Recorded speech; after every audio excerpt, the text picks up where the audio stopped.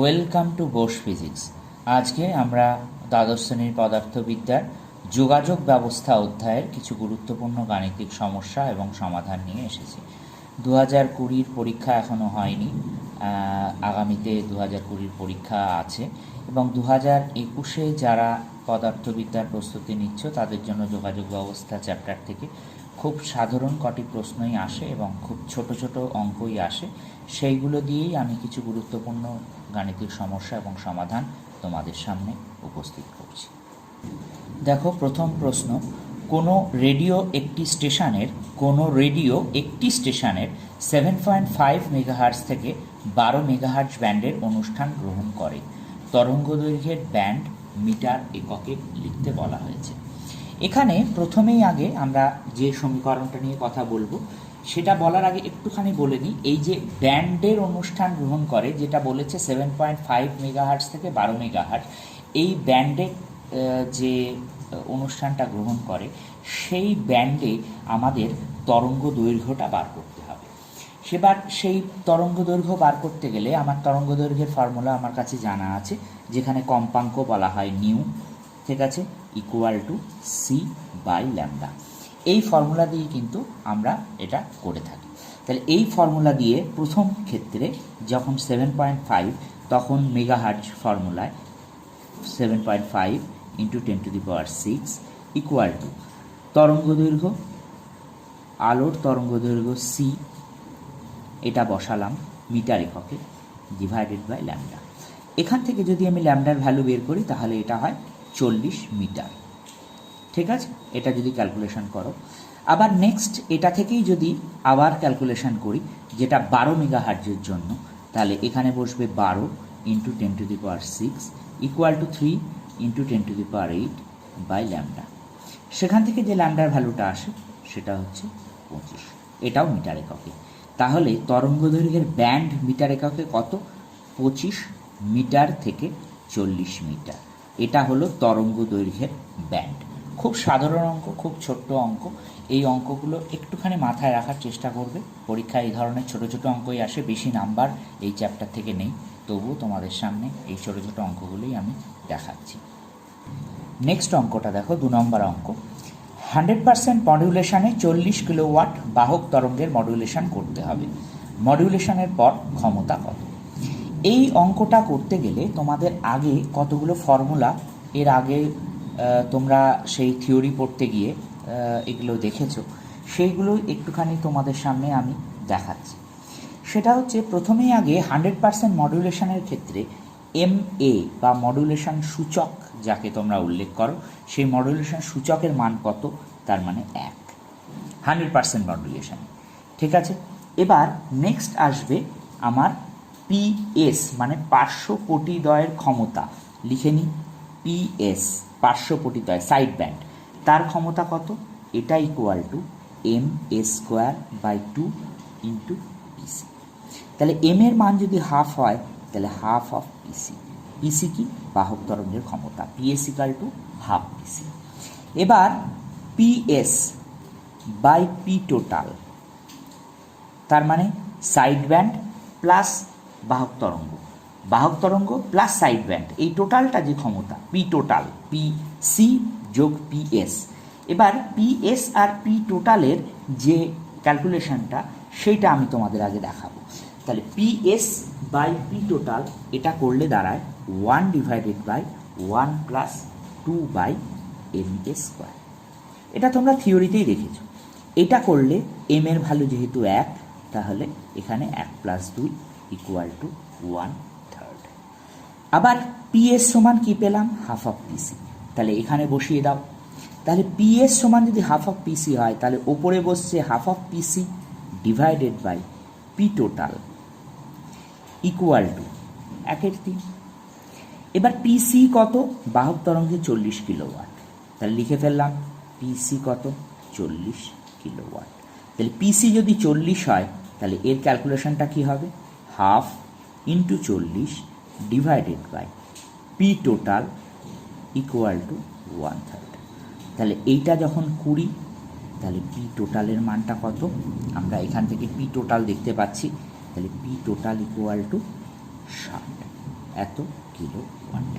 ঠিক আছে, এইভাবেই তোমাদের একটু ধরে ধরে অঙ্কগুলো করতে হবে, জাস্ট একটু ফর্মুলাটা মনে রাখলেই কিন্তু তোমরা পরপর অঙ্কগুলো করে ফেলতে পারবে। এবার নেক্সট অঙ্ক দেখো, 3 × 10⁸ হার্টজ কম্পাঙ্কের বাহক তরঙ্গের দ্বিমেরু অ্যান্টেনার দৈর্ঘ্য কত।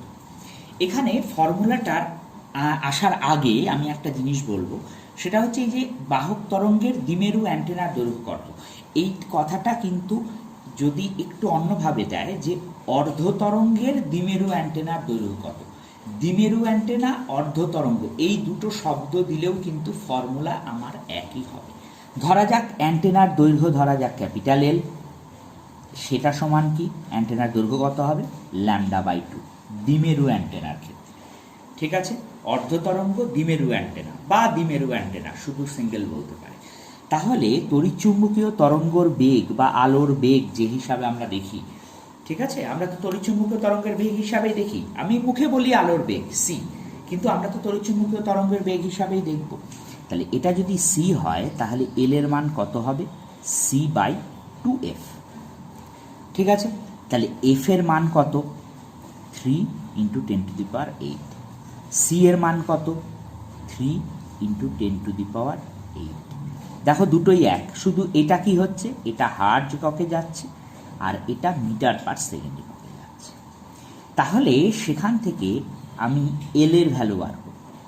এই এল এর ভ্যালু দেখো ওপর এফ আর সি কাটা যাচ্ছে, তাহলে পড়ে থাকছে কত হাফ, তার মানে 0.5 মিটার। ঠিক আছে, এবার নেক্সট অঙ্কটা দেখো, একটি এএম তরঙ্গ অ্যামপ্লিটিউড মডুলেটেড তরঙ্গ যার সমীকরণ দেওয়া আছে, এখানে কতগুলো প্রশ্ন পরপর দেওয়া আছে। এইটাই কিন্তু তোমাদের পরীক্ষার জন্য খুব ইম্পর্টেন্ট, কারণ এই ধরনের প্রশ্ন একসাথে দিতেই পরীক্ষকরা পছন্দ করেন। এবার আমাকে মডুলেশনযুক্ত বাহক তরঙ্গের সমীকরণটা কি সেটা আগে একটু লিখে ফেলি। সেটা হচ্ছে সিএম, যেটা আমাদের লেখা হয় সেটা কত AC × 1 + MA cos ωm t sin ωct। এবার আমরা এইটার সাথে এইটাকে একটা ছোট্ট তুলনার মধ্যে ফেলব। এই যে সমীকরণটা আমি লিখলাম তার সাথে আমাদের প্রদত্ত সমীকরণটার তুলনা করব। তাহলে প্রথম প্রশ্ন হচ্ছে বাহক তরঙ্গের কম্পাঙ্ক, আমি নাম দিলাম এফসি। এফসি মানে কি ωc/2π। এটার ωc কত দেখো লেখা আছে 211, সাইনের পরে যে টার্মটা লেখা আছে 211 × 10⁴। তাহলে এখানে বসিয়ে দাও 10⁴ /2 × 3.1। এটা আসে মোটামুটিভাবে 336 এত কিলোহার্টজ। ঠিক আছে, এবার মডিউলেটিং কম্পাঙ্ক কোনটা এফএম, এটার মানে কি ωm/2π। ωmটা কত দেখো লেখা আছে সাইন ωm 6280 t, তাহলে 6280। এটার তলায় কি যাবে 2π যাবে। এটার ভ্যালু মোটামুটি আসবে 1 কিলোহার্টজের কাছাকাছি। তোমাদের এই ক্যালকুলেশনগুলো একটু দেখার চেষ্টা করো, তাহলেই তোমাদের অসুবিধা হবে না। দেখো এবার বলেছে মডুলেশন সূচক MA, সেই মডুলেশন সূচক দেখো এই দেখো 0.6, একবারেই বসে গেল 0.6। এবার দেখো বাহক তরঙ্গের বিস্তার এসির সাথে এই দেখো, তাহলে এসি কত 5, তাহলে বসে গেল 5। এইবার বলেছে এএম তরঙ্গের সর্বোচ্চ ও সর্বনিম্ন বিস্তার। তাহলে এই যে ফর্মুলা রয়েছে আবার আমাকে সেই ফর্মুলাতে যেতে হবে যে এএম তরঙ্গের সর্বোচ্চ বিস্তার Max সমান কত হয় এসি × 1 + MA। এটা করলে কত হবে 5, 1 + 0.6। এটাও মোটামুটি 1.06 দিয়ে গুণ করলে আসে 8 ভোল্ট। আর এ মিনিমাম মানে এএম তরঙ্গের সর্বনিম্ন বিস্তার, এটা কত হয় এসি × 1 - MA। ঠিক আছে, তাহলে এটা থেকেও বিয়োগ করলে 5, 1 - 0.6। ঠিক আছে, সুতরাং এর ভ্যালু কি দাঁড়াচ্ছে 2 ভোল্ট। এই অঙ্কটা একটুখানি ভালো করে খেয়াল করবে, তোমাদের এই ধরনের ছোট ছোট অঙ্কই কিন্তু পরীক্ষায় ঘুরিয়ে ফিরিয়ে বারবার দেওয়া হয়। এবার নেক্সট অঙ্ক দেখো, 100 ভোল্ট বিস্তার ও 1 মেগাহার্টজ কম্পাঙ্ক বিশিষ্ট একটি বাহক তরঙ্গ 5 কিলো হার্টজের একটি সংকেতের সাহায্যে মডুলেশন করা হচ্ছে। যদি মডুলেশন 50% হয় তবে পার্শ্ব পটিদ্বয়ের বিস্তার এবং কম্পাঙ্ক কত। এখানে প্রথমে আগে বাহক তরঙ্গের ক্ষেত্রটা আমাকে দেখে নিতে হবে। তাহলে বাহক তরঙ্গের এফসি কত, দেখো 1 মেগাহার্টজ লেখাই আছে, 100 ভোল্ট বিস্তার এবং 1 মেগাহার্টজ কম্পাঙ্ক বিশিষ্ট একটি বাহক তরঙ্গ। তাহলে এফসি যদি 1 মেগাহার্টজ হয়, এসি বাহক তরঙ্গের বিস্তার যদি 100 ভোল্ট হয়, তাহলে এর সাথে কি হচ্ছে, 5 কিলো হার্টজের একটি সংকেতের সাথে মডুলেশন করা হচ্ছে। তাহলে এফএম কত, 5 কিলো হার্টজ। মডুলেশনের কত, 50%। তাহলে মডুলেশন সূচক হাফ, 50%। এবার আমাকে বলেছে যে পার্শ্ব পটিদ্বয়ের বিস্তার এবং কম্পাঙ্ক কত। তাহলে পার্শ্ব পটিদ্বয়ের বিস্তারের ফর্মুলা আগে আমাকে জানতে হবে। পার্শ্ব পটি দুটোর বিস্তারের ফর্মুলা হচ্ছে MAAC/2। দুটো পটি একই ধরনের, তাই পটিদ্বয়ের বিস্তার যে ফর্মুলা, একটাই ফর্মুলা। তাহলে এটা করলে হয় 1/2 × 100/2, তাহলে 4 গেল, তাহলে 25 ভোল্ট। এবার 25 ভোল্ট এটা বেরিয়ে গেল আমার বিস্তার। এবার এখান থেকে যদি আমাকে ক্ষমতা বের করতে বলতো তাহলেও কিন্তু আমি বের করতে পারতাম। এবার কম্পাঙ্ক নির্ণয় করতে হবে। তাহলে কম্পাঙ্ক কি হবে, আমরা জানি কম্পাঙ্ক একবার হয় এফসি প্লাস এফএম, আরেকবার হয় এফসি মাইনাস এফএম। তাহলে এফসি প্লাস এফএম করলে কি হবে, 1000 আর 5, তাহলে 1005 এত কিলো হার্টজ। আর যখন বিয়োগ হবে তখন কি হবে, 995 কিলো হার্টজ। জাস্ট খুব ছোট ছোট অঙ্ক, একটু মাথা ঠান্ডা রেখে যদি অঙ্কগুলো করতে পারো, জাস্ট ফর্মুলা বেসিস, ফর্মুলাগুলো একটু সবসময় মাথায় রাখবে, তাহলেই তোমাদের অঙ্ক হয়ে যাবে। এবার আসি নেক্সট অঙ্ক। 50 কিলোওয়াটের বাহক তরঙ্গ 100%, 80%, 10% মডুলেশনে ব্যবহৃত হয়। প্রতি ক্ষেত্রে মোট পার্শ্ব পতিদ্বয়ের ক্ষমতা নির্ণয় করো। এই ফলাফল থেকে কী সিদ্ধান্তে উপনীত হওয়া যায়। এই অঙ্কটা করতে গেলে আবার বলছি, আমাদের প্রত্যেক ক্ষেত্রে আগে ফর্মুলা জানতে হবে, কিন্তু তবুও আমি আগে এর যে পিসি বাহক তরঙ্গের ক্ষমতা সেটা আমাকে দিয়ে দেওয়া হয়েছে 50 কিলোওয়াট, এটা আমি লিখে দিলাম। এই 50 কিলোওয়াটের ক্ষমতা 100%, 80%, 10% মডুলেশনে ব্যবহৃত হয়। তাহলে ফর্মুলা কি, PS = MA²/2 × PC। তাহলে MA এই ভ্যালুগুলো এবার দেখো, MA 100%, তাহলে 100/100 তার মানে 1, তাহলে হাফ অফ PC। তাহলে হাফ অফ PC মানে কত, হাফ P মানে হচ্ছে 50, PC মানে 50, আর এটা তার মানে দাঁড়াবে 25 কিলোওয়াট। ঠিক আছে, এবার তুমি এই ফর্মুলায় আরেকটু বসাও 80%, তার মানে 80% মানে কত, তুমি 80/100 এইভাবেও লিখতে পারো, তাতেও কোনো অসুবিধা নেই। সেখান থেকেও তুমি PS এর মান বার করতে পারো। MA², এটা কিন্তু খেয়াল রেখো, অনেকেই ভুল করে, PMA নয়, MA², তার মানে এখানে হাফ যেমন আছে থাকলো, 80² গেল, 100² গেল, × 50।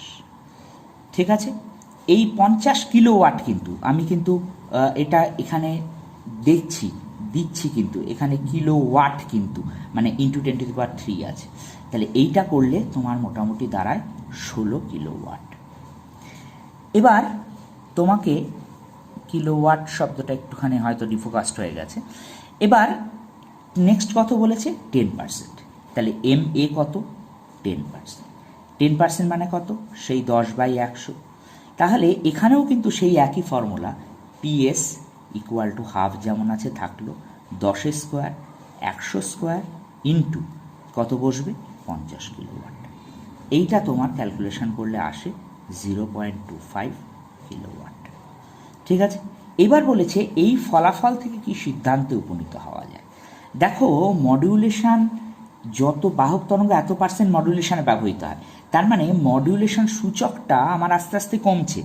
এখানে দেখো হাফ হয়ে গেল, এই যে 1 প্রথমে 1 ছিল, সেখান থেকে হাফ হলো, এই হাফ তলায় 2টা থাকার জন্য। এবার 80/100, তার মানে পার্সেন্টেজ ভগ্নাংশ হয়ে যাচ্ছে, পার্সেন্টেজ করা আছে বলে এটা 1/10 হয়ে যাচ্ছে।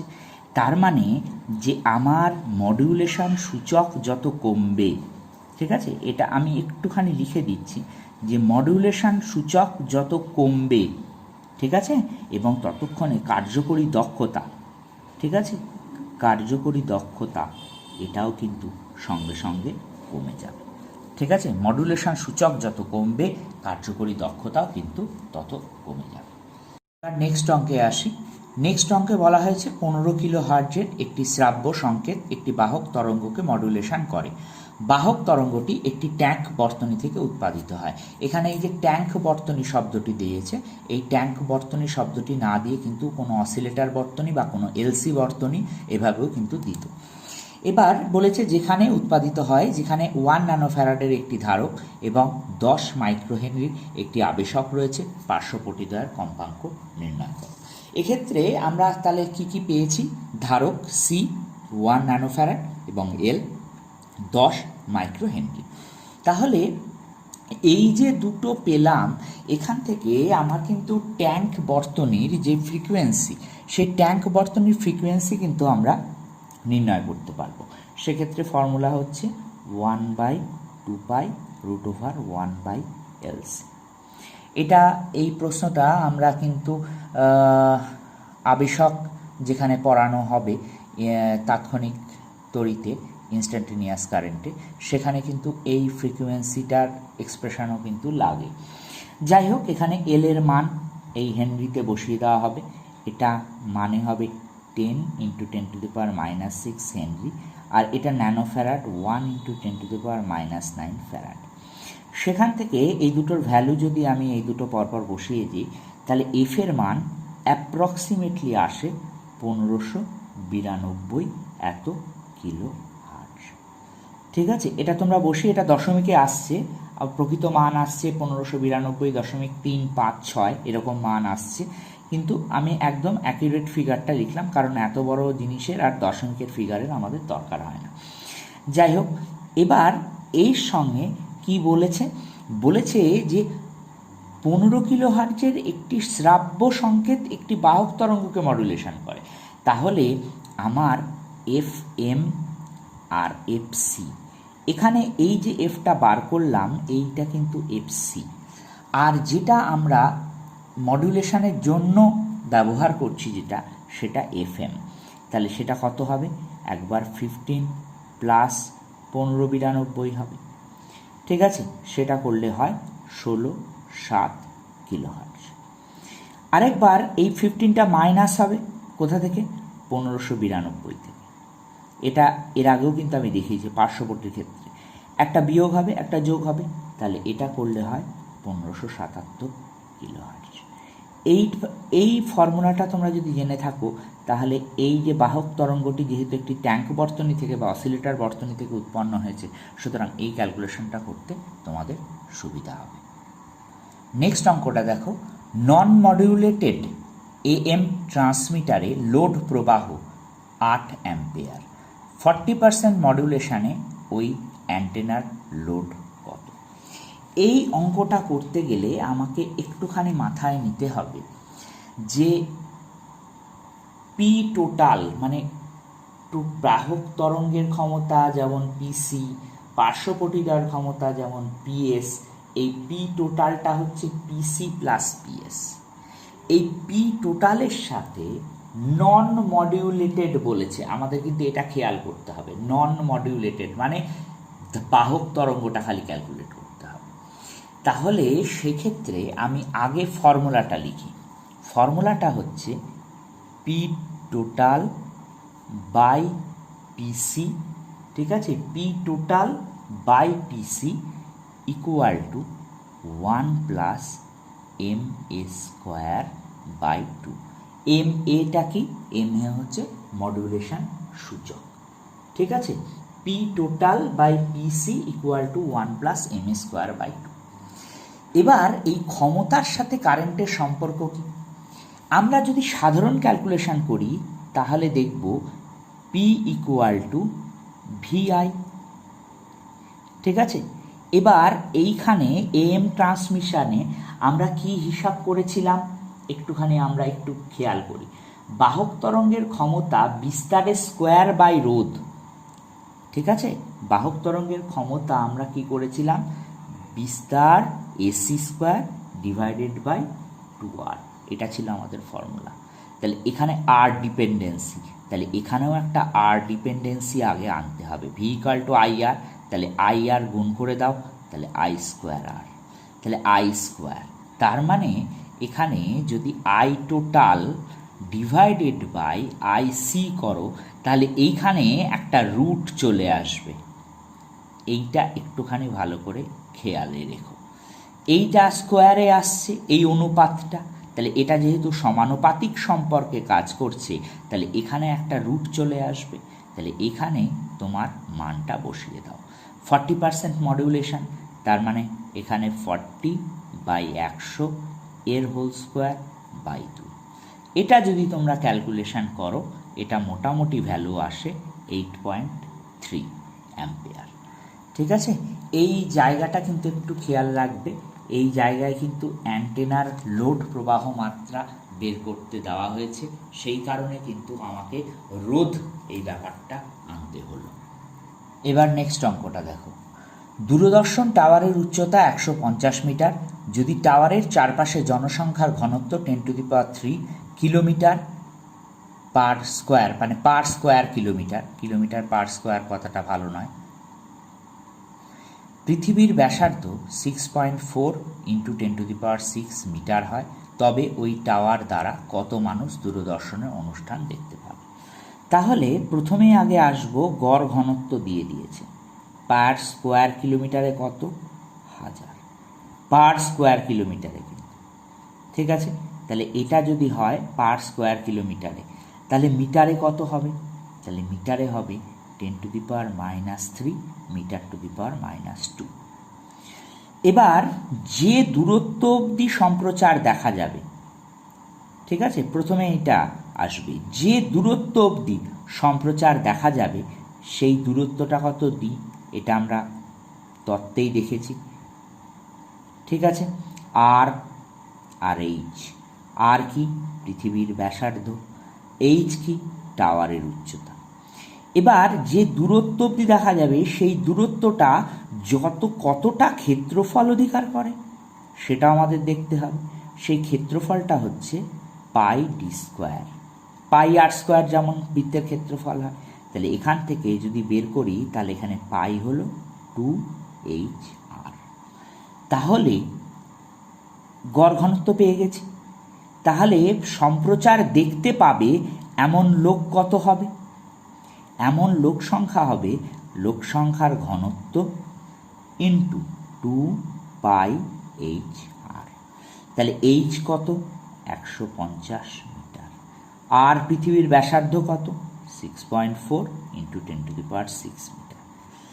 পাই এর মান তুমি 22-এর সাথেও ধরতে পারো, 3.14ও ধরতে পারো।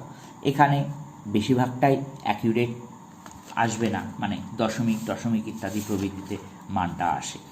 যাই হোক, এই মানটা যদি তুমি সরাসরি বসিয়ে দাও, তাহলে এর মান মোটামুটিভাবে আসে 60.288 এত লক্ষ, ঠিক আছে। এই মানগুলো তুমি যদি বসিয়ে দাও, তাহলে এই মানটা এরকম আসে। শুধু একটুখানি এই চিন্তাভাবনাটা ঠিকঠাক করে করবে যে দূরদর্শন টাওয়ারের উচ্চতা যেটা, সেই অনুপাতে যে মানে দূরত্ব অবধি সম্প্রচারটা দেখা যাবে এবং সেই দূরত্বটা কতটা ক্ষেত্রফল অধিকার করে, সেই ব্যাপারটা আমাদের কিন্তু একটু খেয়াল রাখতে হবে। এবার আসি নেক্সট অঙ্কে। 150 মিটার উচ্চতায় একটি দূরদর্শন টাওয়ার আছে, টাওয়ারের উচ্চতা কত বাড়ালে আচ্ছাদিত সীমা দ্বিগুণ করা যাবে। প্রথমেই আগে সর্বোচ্চ আচ্ছাদিত দূরত্বের ফর্মুলাটা কি সেটা আমরা আগে লিখে নিই। সেটা হচ্ছে D = √2HR, যেখানে H হচ্ছে টাওয়ারের উচ্চতা, আর হচ্ছে পৃথিবীর ব্যাসার্ধ। এবার বলেছে যে আচ্ছাদিত সীমাকে দ্বিগুণ করা হবে। তাহলে আচ্ছাদিত সীমাকে যদি আমার দ্বিগুণ করতে হয় তাহলে সেই ডিটা কত হবে, 2D হয়ে যাবে, এবং √2H1 আর H1 হচ্ছে টাওয়ারের বর্তমান উচ্চতা করতে হবে, আর H হচ্ছে 150 মিটার। লিখে ফেললাম। এবার H1টাই আমার বের করতে হবে এবং তারপরে বলতে হবে কত বাড়াতে হয়েছে। তাহলে প্রথমে আগে এই জিনিসটা যদি আমি দুই দিকে মানটা বসাই বা এটার অনুপাত করি, সেই ক্ষেত্রে আমি দেখি কি আসে। ধরো এখানেই আমি ডি এর মানটা বসিয়ে দিলাম, 2HR ইকুয়াল টু √2H1R। তাহলে দেখো আর আর থাকলো না, এটা থাকলো না, তাহলে H1 কি বেরোলো, 4H, মানে 4 ইন্টু 150 মানে 600। তাহলে এইটা হচ্ছে এই উচ্চতা H1 600 মিটার। তাহলে উচ্চতা কত বাড়াতে হবে, তাহলে আগে ছিল কত, 150, সেটা বাদ দিতে হবে। তাহলে বাদ দিলে কত হবে, 0, 5 কত হলে 5, 450। তাহলে টাওয়ারের উচ্চতা 450 মিটার বাড়ালে তবেই কিন্তু আচ্ছাদিত সীমা দ্বিগুণ হয়ে যাবে। ঠিক আছে, এবার নেক্সট অঙ্কে আসি। বলেছে একটি বিস্তার মডুলেশনে সর্বোচ্চ বিস্তার 10 ভোল্ট এবং সর্বনিম্ন বিস্তার 2 ভোল্ট, মডুলেশন সূচক কত। এই ক্ষেত্রে যদি আমরা ছবিটাও আমাদের একটুখানি মনে না থাকে তাহলে সেক্ষেত্রে একটু ছবিটাও আমি পাশে একটু এঁকে দিচ্ছি। এই যে এনভেলাপটা তৈরি হবে এটাকে বলা হয় এনভেলাপ। এই যে এনভেলাপটা তৈরি হবে তার এই যে সর্বোচ্চ বিস্তার এটা 10 ভোল্ট আর এটা সর্বনিম্ন বিস্তার যেটা 2 ভোল্ট। আমার হয়তো আনুপাতিক জিনিসটা ঠিক হলো না, কিন্তু আমি মোটামুটি এটাকেই উপস্থাপনা করতে চেয়েছি। এবার ভি ম্যাক্স কত, ভি ম্যাক্স হচ্ছে 10/2, এর হাফটা আমার দরকার, তাহলে 5। আর ভি মিনটা কত, মিনটা হচ্ছে 2/2 মানে 1। এবার আমার মডুলেশন সূচক বার করতে বলেছে, মানে MA বার করতে বলেছে।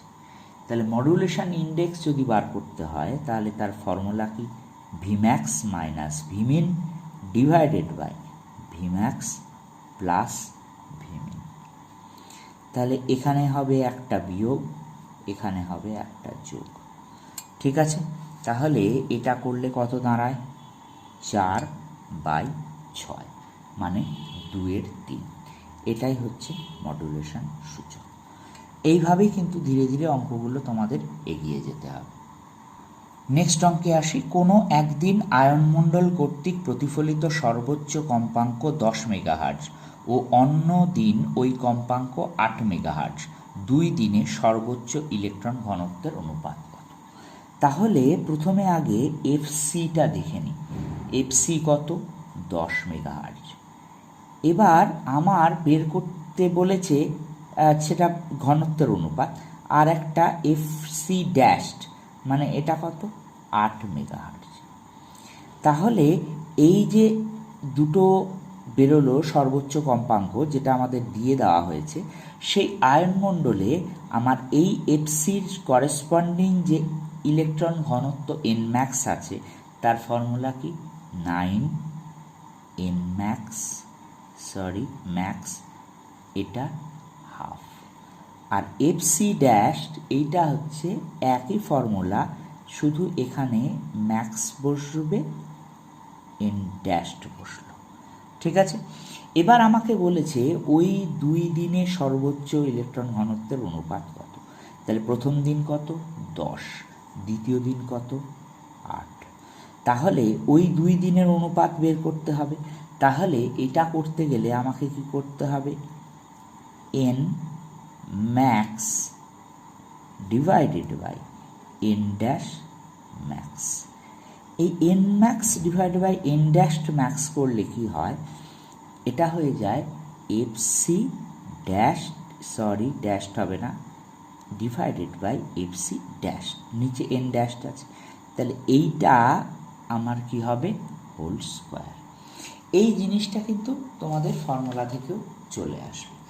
এবার এটা মানে কত, এফসি মানে কত, 10/8 হোল স্কোয়ার, তার মানে 100 ডিভাইডেড বাই 64, 4 দিয়ে কাটো, 25 পড়ে যাবে, ডিভাইডেড বাই 16, তার মানে 16/25, একটু ডিফোকাস্ট হয়ে গেল, 25/16 জাস্ট এইটুকুনি করলেই তোমাদের কিন্তু সর্বোচ্চ ইলেকট্রন ঘনত্বের অনুপাতটা ওই 2 দিনে সেটা পেয়ে যাবে। এবার নেক্সট অঙ্ক দেখো, 55 মেগাহার্টজ কম্পাঙ্কের আকাশ তরঙ্গ বায়ুমণ্ডলের ডি স্তরে 45 ডিগ্রি কোণে আপতিত হলো। ডি স্তরে 45 ডিগ্রি কোণে আপতিত হলো। ডি স্তরে ইলেকট্রন ঘনত্ব 400 ইলেকট্রন পার মিটার কিউব হলে প্রতিসরণ কোণ কত? এক্ষেত্রে আমার যে ফর্মুলাটা রয়েছে সেটা আগে আমি বসাবো, sine I by sine R, এটা equal to 1 - 81n divided by F square whole to the power half. ঠিক আছে, এই ফর্মুলাটাই প্রথম আমি বসাবো। এবার আমি দেখব যে আমার অন্যান্য টার্মগুলো কি কি আছে। এবার এন এর মান, এন হচ্ছে প্রতিসারাঙ্ক, সেখানে সাইন আই বাই সাইন আর দিয়ে আমি ব্যাখ্যা করলাম, যেখানে আই হচ্ছে আপাতন কোণ এবং আর হচ্ছে প্রতিসরণ কোণ। এবার এন হচ্ছে আমার ইলেকট্রন ঘনত্ব, যেটা আমার দিয়ে দিয়েছে 400 400 ইলেকট্রন পার মিটার কিউব। এবং এই যে এফ স্কোয়ার, তাহলে আমাকে বলেই দিয়েছে কত মেগাহার্টজের, 55 মেগাহার্টজের। 55 মেগাহার্টজের আকাশ তরঙ্গের কথা বলা হয়েছে।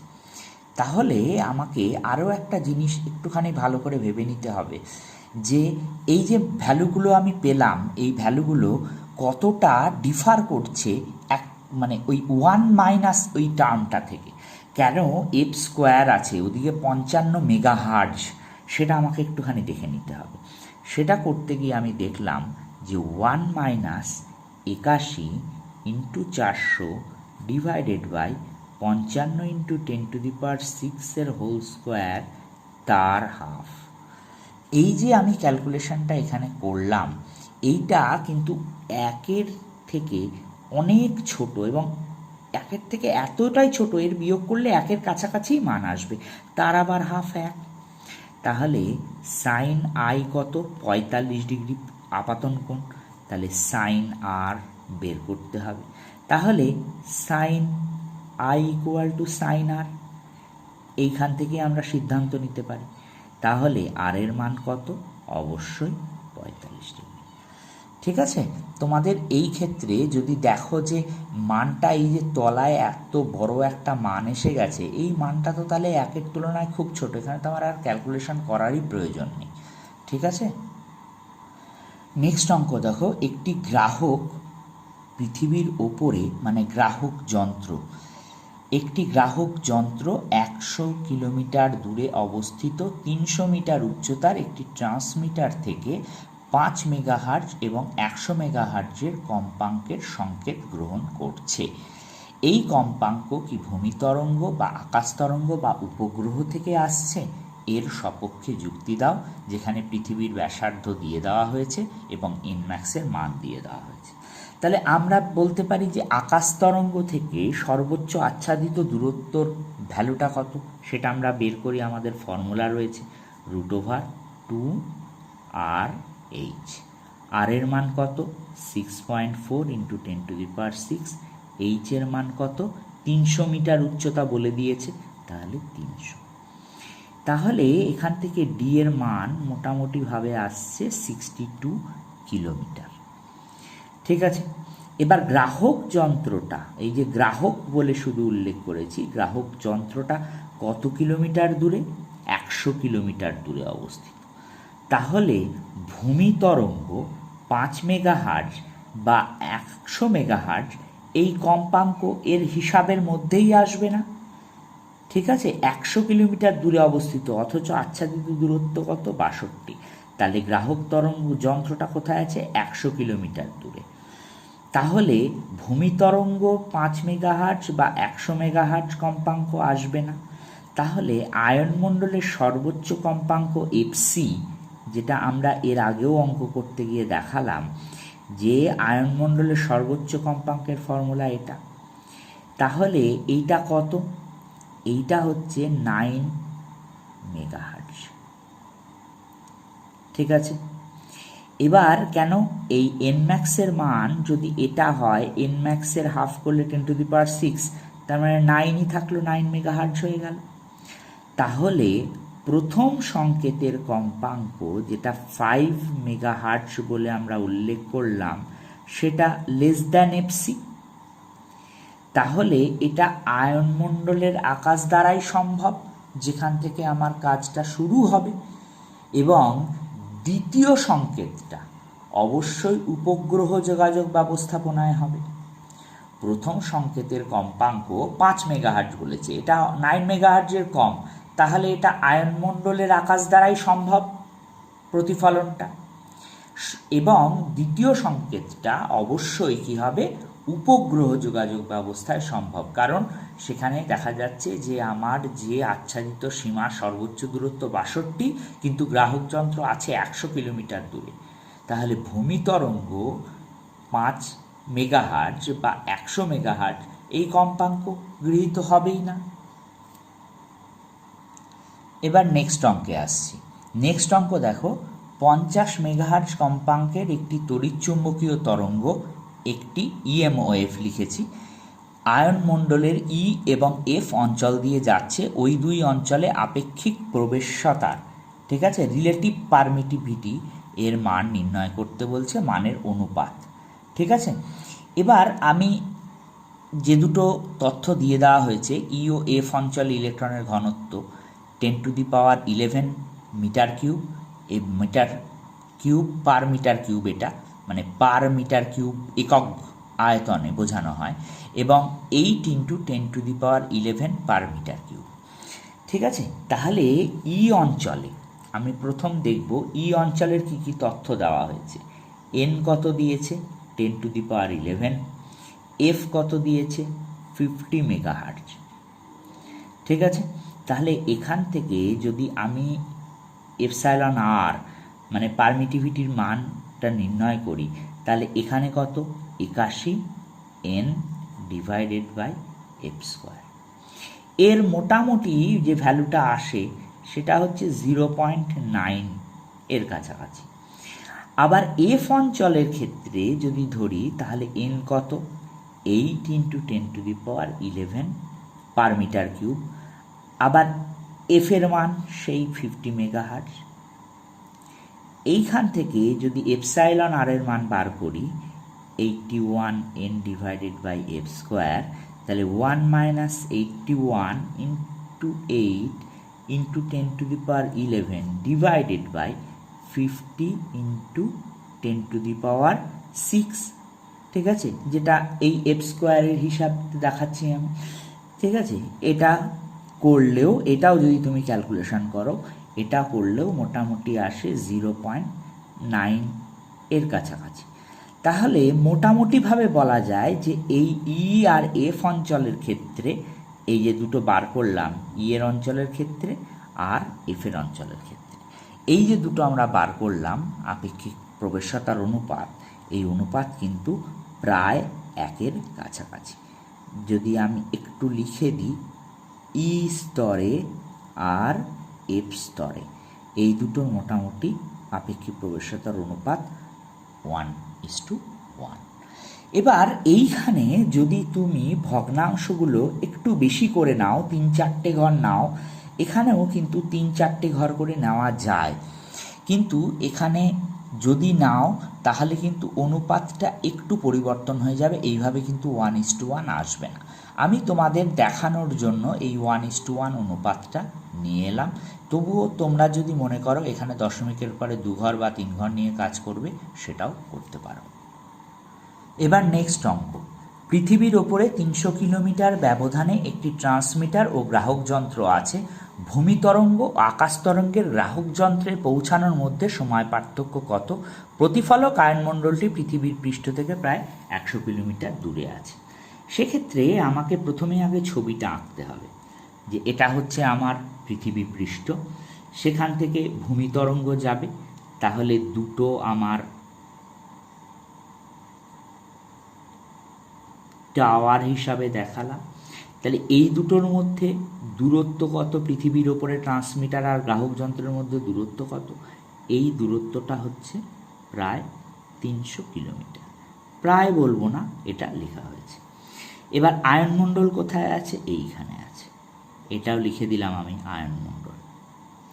তাহলে আমরা জানি যে ট্রান্সমিটার আর গ্রাহক যন্ত্র থেকে ঠিক এইভাবে তরঙ্গটা যাবে এবং এইখানে একটা দূরত্ব আমার ক্যালকুলেট হবে, আর এই দূরত্বটা আমার দেখতে হবে। এবার আমি যদি প্রত্যেকটা নাম দিই, টি, আর, এ, আর, বি, এটা নাম দিলাম, এই পয়েন্টগুলোর নাম দিলাম। এবার এই পয়েন্ট, এ পয়েন্ট, এ পয়েন্ট, এ পয়েন্ট, চারটে নাম দিলাম। তাহলে টি আর কত সেটা আমরা দেখব। টি আর কত বলেছে? 300 কিলোমিটার। তাহলে 300 কিলোমিটার মানে কত? 3 × 10⁵ মিটার। এবার এই আয়নমণ্ডলটি পৃথিবীর পৃষ্ঠ থেকে 100 কিলোমিটার দূরে অবস্থিত। তাহলে এ বি কত? 100 কিমি। 100 কিমি মানে কত? 10⁵ মিটার। তাহলে ভূমি তরঙ্গের জন্য প্রয়োজনীয় সময় কত সেটা আমরা দেখব। টিজি নাম দিলাম, গ্রাউন্ড। যে ভূমি তরঙ্গের জন্য প্রয়োজনীয় সময় দেখো, টি আর বাই সি। তাহলে এদিকে টি আর কত বসিয়েছি? 300 মানে 3 × 5, আর সি মানে কত? 3 × 10⁸। তাহলে এটা কাটাকুটি করো, কাটাকুটি করলে কত হয়? উপরে 8 চলে গেল, তাহলে 10⁻³ এত সেকেন্ড। তাহলে আকাশ তরঙ্গ টি এ আর পথে গ্রাহক যন্ত্রে পৌঁছাচ্ছে ট্রান্সমিটার থেকে রিসিভারে। ঠিক আছে, এবার যদি তুমি টি এ যোগ এ আর এই দুটো দূরত্বকে আমি দেখব, তাহলে এই দুটো দূরত্ব আমার কিভাবে হিসাব হবে সেটাও একটুখানি আগে দেখে নিই। আর যে জিনিসটা আমাদের একটুখানি খেয়াল রাখতে হবে, এই যে টি এ প্লাস টি আর করার সময় আমরা কিন্তু এই যে এখানে আমি একটুখানি লিখে দিই তাহলে আরও সহজ হবে। এই যে ভূমি তরঙ্গের ক্ষেত্রে টি গ্রাউন্ড যে আমি সময়টা বার করলাম, আর এই টি এ প্লাস টি আর বার করতে গিয়ে আমাকে কিভাবে এই ছবি থেকেই বার করতে হবে, সেক্ষেত্রে কিন্তু আমাকে একটু ছবিটা পাল্টাতে হবে। ছবিটা একটু কনসিডার করতে হবে ঠিক এরকমভাবে ছবিটাকে আমার আকাশপথের ক্ষেত্রে মানে আকাশ তরঙ্গের ক্ষেত্রে আমাকে কল্পনা করতে হবে। এটা সেই 100, এটা 300, তার মানে এটা 150। তাহলে টি এ প্লাস টি আর, এই যে আমি এইভাবে লিখছি, তাহলে টি এ প্লাস টি আর এটা কি হবে? √ পিথাগোরাসের উপপাদ্য অনুসারে যদি আমি একটা করে হিসাব করি, তাহলে টি এ মানে কত? √150² 100² এর হোল স্কোয়ার, মানে এর √এর স্কোয়ার। তার মানে টি এটাকে যদি আমি একটু লেখার চেষ্টা করি, 150² প্লাস 100²। তাহলে এইটা মানে কত দাঁড়ালো? এটা কিন্তু টি এ, ভালো করে কিন্তু খেয়াল করবে। তাহলে এটা দাঁড়ালো 225, 2 শূন্য প্লাস এই দেখো, এই ভ্যালুটা তোমার দাঁড়াচ্ছে। এবার এটার মান কত? √325 00। এবার এই √325 00 এর যে √ করলে দাঁড়ায়, এর √ মোটামুটিভাবে আমি আগে থেকে যেটা ক্যালকুলেশন করে রেখেছি সেই ক্যালকুলেশনটাই বসাবো। কিন্তু এই টি এ প্লাস টি আর এই দূরত্বটা তো একই দূরত্ব, সুতরাং এই দূরত্বটা নিয়ে আমাদের কিন্তু খুব একটা মাথা ঘামাতে হবে না। তাহলে এটা আগেই আমি বললাম যে এটা আমি ক্যালকুলেশনটা করেই রেখেছি, এটা এত কিলোমিটার হয়। তাহলে এটা হচ্ছে 180 × 10⁻³ এত মিটার। তাহলে এই টি এ প্লাস টি আর এই রুটটা আর আমি এখন ধরছি না, এই রুটটা বাদ দিয়ে দিলাম যেহেতু আমি টি এটা করে নিয়েছি। তাহলে টি এ যোগ টি আর একই মান হবে, এটা = 2 ইন্টু 180 ইন্টু 10⁻³ মিটার। ঠিক আছে, এইটা কিন্তু আমাদের ভালো করে খেয়াল করে নিতে হবে। এবার আকাশ তরঙ্গের ক্ষেত্রে আমি নাম দিলাম টি স্কাই। টি স্কাই কত হবে? তাহলে দেখি, 2 ইন্টু 180 ইন্টু 10⁻³ এত মিটারে আছে, /3 ইন্টু 10⁸। এটা করলে কত হয় দেখো, এটা কেটে গেছে 60, তার মানে 120 ইন্টু 10⁻⁻5। ঠিক আছে, এত সেকেন্ড। তাহলে এবার আমাকে টি গ্রাউন্ড কত বেরিয়েছিল? 10⁻³ সেকেন্ড। আর টি স্কাই কত বেরোলো? 120 ইন্টু 10⁻⁵ সেকেন্ড। এবার বলেছে যে এই ভূমি তরঙ্গ ও আকাশ তরঙ্গের গ্রাহক যন্ত্রে পৌঁছানোর মধ্যে সময় পার্থক্য কত। তাহলে এই দুটো বিয়োগ করলে আমার যে ভ্যালুটা বেরোবে সেই ভ্যালুটাই হবে এই পৌঁছানোর সময় পার্থক্য। আজকের মতো এইটুকুনি। আমরা আগামী দিন আরও কিছু সমস্যা নিয়ে, অন্য অধ্যায়ের আরও কিছু সমস্যা নিয়ে তোমাদের সামনে উপস্থিত হব।